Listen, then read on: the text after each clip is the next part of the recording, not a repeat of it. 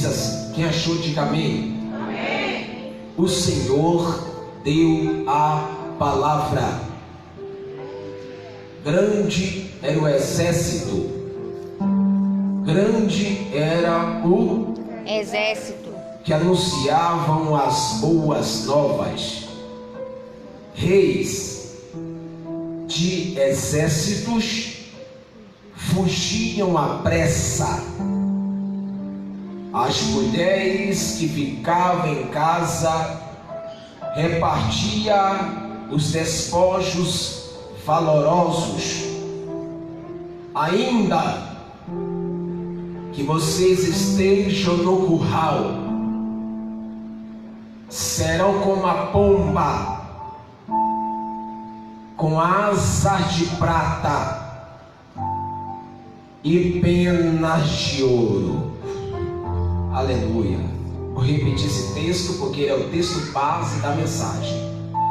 Ainda que vocês estejam no curral, serão como uma pomba com asa de prata e penas de ouro. Repita após mim, mesmo.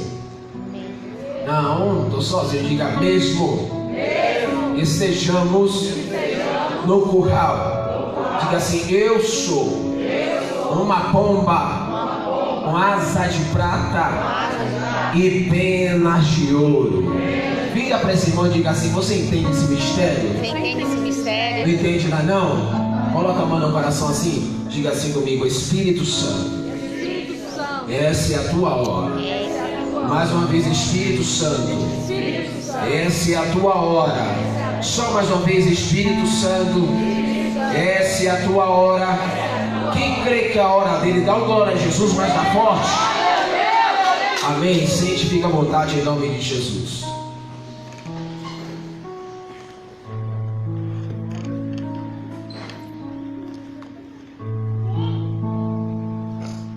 Olha aqui para mim agora. As profecias do Antigo Testamento eram expressadas ou manifestadas de 4 maneiras. Quantas maneiras? A primeira maneira é chamada maneira verbal.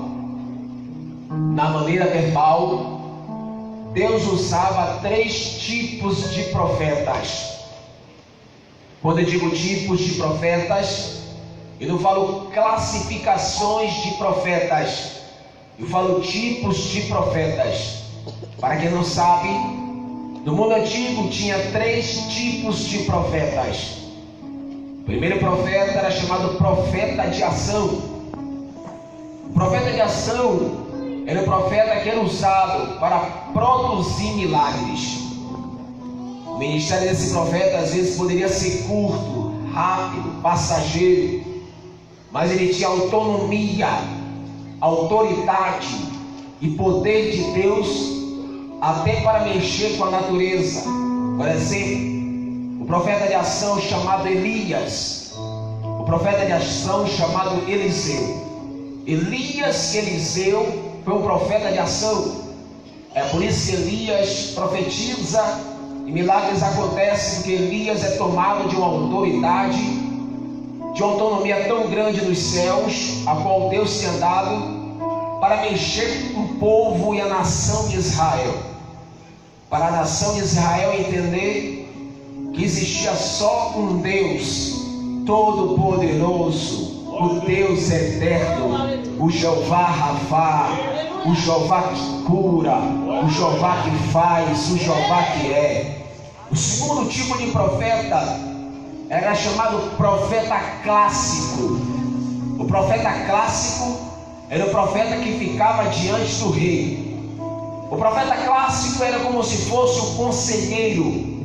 Toda vez que o rei queria sair para a guerra, ele tinha um profeta clássico ao seu lado. Por exemplo, quando você estuda a vida de Davi, você vai ver que Davi tinha um profeta clássico do seu lado chamado Natã. Gade também foi um profeta clássico. O profeta clássico era um conselheiro. O interessante, Isaías também, antes de exercer o ministério messiânico, ou ser profeta messiânico, Isaías também foi um profeta clássico. Para quem não sabe, do capítulo 1 ao capítulo de número 5, Isaías é considerado profeta clássico. Depois do capítulo de número 6, que Isaías vê os céus abertos e a manifestação de Deus marcando a sua vida, a sua chamada e seu ministério, aí sim Isaías se torna profeta messiânico. Porque todo aquele que tem uma experiência com Deus nunca fica igual, sempre se torna diferente, diferenciado. Então Isaías, no capítulo 6 em diante, ele é profeta messiânico. O terceiro tipo de profeta é chamado profeta literário. O profeta literário já era um profeta que profetizava e escrevia também. Além de profetizar, eles recebiam. Aí sim, nos profetas literários entra as classificações dos profetas: profetas maiores e profetas menores, como você conhece, Isaías, Jeremias e outros menores, Abacuque, Joel, assim sucessivamente. Então essa é a primeira maneira de Deus expressar as suas profecias. A segunda maneira de Deus manifestar as suas profecias é chamada de maneira simbólica. Deus usava os símbolos para apontar algo futuro. Deus usava símbolos para apontar uma profecia futura. Por exemplo, quando você estuda o livro do Êxodo, e você estuda o candelabro, castiçal, tabernáculo, arca da aliança, cortina, pastor Edivaldo, ali tem um mistério muito grande. Porque ali, eu conversando com os amigos meus, os pregadores, disse para ele: rapaz, se você quiser pregar sobre arrebatamento, você pode pregar no tabernáculo de Moisés. Ele disse: como? Pela simbologia. Se você quiser pregar milênio, você prega no tabernáculo de Moisés. Se você quiser falar de Cristo, você fala no tabernáculo de Moisés. Se você quiser falar de igreja, você fala das cortinas do tabernáculo de Moisés. Então o tabernáculo de Moisés era uma tipologia, uma simbologia que apontava algo futuro. Então Deus usa a manifestação simbólica, ou a maneira simbólica, para apontar algo futuro. A terceira maneira que Deus usa é chamada maneira transcendental com a natural. Preste atenção. Maneira transcendental com a natural. Como é isso, pastor? É o terceiro olho. Os teólogos gostam de chamar da maneira transcendental aquilo que transcende, do terceiro olho, o sobrenatural. Então Deus usava o sobrenatural junto com o natural para manifestar algo futuro. Por exemplo, eu gosto de um Isaías, no capítulo 5, versículo 5 em diante. O anjo vai dizer, descortina a área transcendental para Zacarias e diz: o que é que você vê? E Zacarias vai dizer: vejo uma efa. Em outra tradução, vejo um cesto. E o que é que você vê mais? Ele disse: vejo dentro do cesto uma mulher. E agora na tampa do cesto eu vejo um chumbo tampando o cesto. Só que agora o chumbo saiu do cesto e a mulher está querendo sair do cesto. E agora o chumbo retorna para o cesto e tampa o cesto, e a mulher não sai do cesto. E aí vem a revelação: quem é a mulher? A mulher é impiedade. E depois, de repente, o anjo fala: e agora? O que é que você está vendo? Ele diz: agora eu vejo duas mulheres com asa de cegonha, pegando o cesto, levantada pelo vento e tirando o cesto de um ambiente e levando ele para outro ambiente. Isso aqui é algo tremendo, porque isso aqui é um natural com um sobrenatural para revelar algo futuro. O cesto representa controle de Deus sobre a nação. A mulher representa uma geração que se envolveu com a impiedade. O chumbo representava, pastor Evaldo, a força do evangelho, porque a força do evangelho que inibe a impiedade. É a força do evangelho de Cristo que coloca a impiedade para dentro do cesto. É a força do evangelho. E as duas mulheres, diz que as duas mulheres pegou o cesto e levou o cesto para fora. Só que as mulheres tinham asa de cegonha. Tinha asa de cegonha. Agora eram duas mulheres. Por que duas mulheres? Porque eles são duas gerações. A primeira geração e a segunda geração. A nossa geração e a geração nova se uniram para tirar a impiedade do lugar santo e colocar no lugar devido dela, que não é na presença nem na casa de Deus, mas longe, bem longe da presença e do templo do Senhor. Então eles pegam, eles se ajuntam. Aqui são duas gerações não brigando,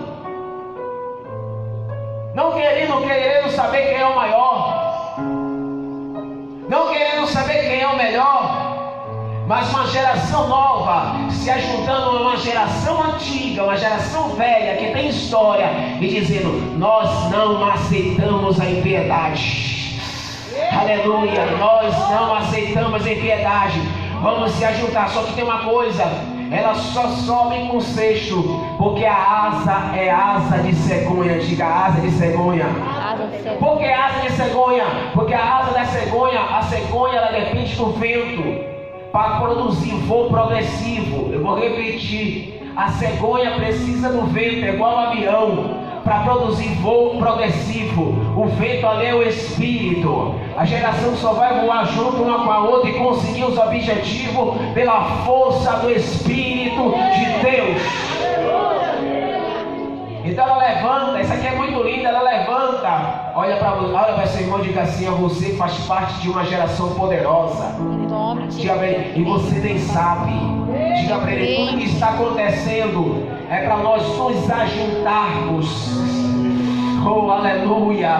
Pegar o cesto da impiedade, tirar ele do ambiente que não pertence a ele e lançar ele para fora do templo. Eu profetizo que Deus nessa última hora vai fazer uma geração poderosa e forte, unida como nunca houve, e uma geração acreditando, não em instituição, não em denominação, mas ajuntando os braços dizendo: estamos juntos, porque nessa causa é minha, pertence a você, pertence a mim. Se é reino, estou contigo. Se é reino, estou com você. Se é reino, vamos andar. Se é reino, vamos transportar. Por quê? Porque haverá o maior avivamento. E para ter o grande avivamento, precisa duas gerações se unir para tirar a impiedade do lugar santo. Então Deus usa o sobrenatural com o natural.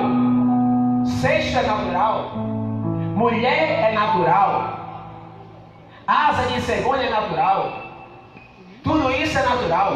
Mas ele usa o natural para revelar o transcendental, uma manifestação futura.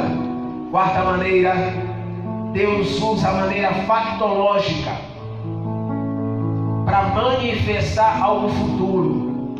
Deus traz fatos históricos para manifestar algo futuro. Por exemplo, o texto que abrimos na noite de hoje, no Salmos de número 68. Talvez você lê o livro de Salmos e você lê de uma forma normal. Talvez você lê esse texto várias vezes, mas nunca viu esse texto como uma profecia. Esse Salmos aqui é um salmo dispensacional. Esse Salmos ele fala da dispensação da graça. E aqui ele está falando de um grande avivamento que será gerado. E essas manifestações desse avivamento, como será que ele vai acontecer? Pastor, nesse texto, sim. E nesse mesmo texto, ele destaca uma igreja diferenciada. O texto começa assim, ó: e o Senhor deu a palavra. Aqui é a primeira manifestação. Instrução. Uma nova instrução será dada ao Brasil. Aleluia. Eu vou repetir: uma nova instrução será dada ao Brasil. Eu vou falar mais uma vez: uma nova instrução será dada ao Brasil. E líderes que não estão preparados para receber novas instruções vai comer banana, como diz lá na Bahia. Mas quem está ligado com o céu, com o alto, com o sobrenatural, te prepare, não vai ficar disperso, vai ver que é um sinal de um grande avivamento. Se você reparar, nossa geração agora, antigamente, olha só para dar só um exemplo. Antigamente nas igrejas, era só queria um tipo de pregador. Antigamente nas igrejas, só queria um tipo de pregador. Eles achavam que pregador poderosíssimos era o pregador que tinha uma retórica velozmente. Ele achava que era um pregador que tinha uma dicção que atraía a massa. Então esses pregadores eram convidados para grandes eventos. Mas hoje em dia não. Nos nossos maiores eventos, nos nossos maiores congressos no Brasil, no mundo e fora dele, você vê uma mistura, uma gama de pregadores. É pregador da Assembleia, é pregador da Batista, é pregador da comunidade. E cada dia mais Deus levantando voz profética. Homens com voz profética, sabe o que é isso? Uma nova instrução, uma nova geração. Um novo tempo está chegando. E se o Brasil não estiver preparado para a nova instrução que vai chegar, vai todo mundo ficar